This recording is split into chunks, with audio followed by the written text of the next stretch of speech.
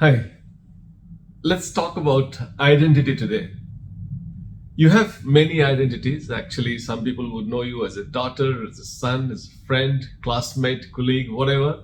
You have so many identities which are given to you, and people are very clear about your identity. I know her as my friend, I know her as my daughter.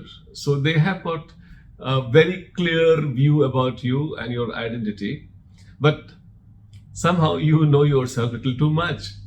So you know that you are somebody's friend, somebody's colleague, somebody's neighbors, somebody's student. So you are very, very confused. And in that backdrop, I'm going to talk about the concept of reigning identity. Because if you have all these identities simultaneously existing for you and you're trying to enjoy all this identity and you are in a mission mode, of course, you do not get your energy diverted to the identity that is prime and that you want it to be really, really powerful. So, I like it to today when you are in mission mode, let's say you're giving examination, let's say you are into some kind of project, let that be your reigning identity. Let that be your monarch and let other identities of yours, they be subject and accept all the whims and the fancies and the diktats of the monarch. And that is something which is very important.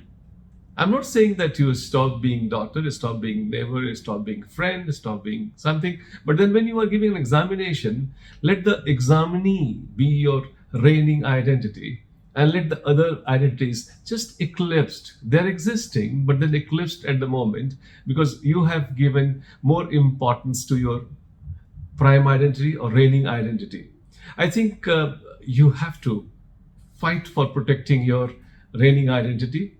It is not your identity, I would call it like it's your dignity that you have given to yourself.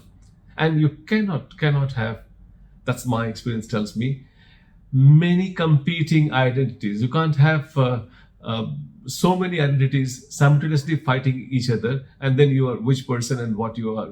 In fact, you have to, if at all you don't like your reigning identity, you change it. But you can't have too many monarchs at the same time, too many reigning identities at the same time. If you are having that, sit down, relax, think about it, and then you identify what is my reigning identity at this point in time. When I'm passing through this phase of my life, what is my reigning identity? If you're very clear about reigning identity, I'm sure this consciousness will take you from not only who you are, but to what you can possibly be. I hope the concept of reigning identity is clear to you. My best wishes.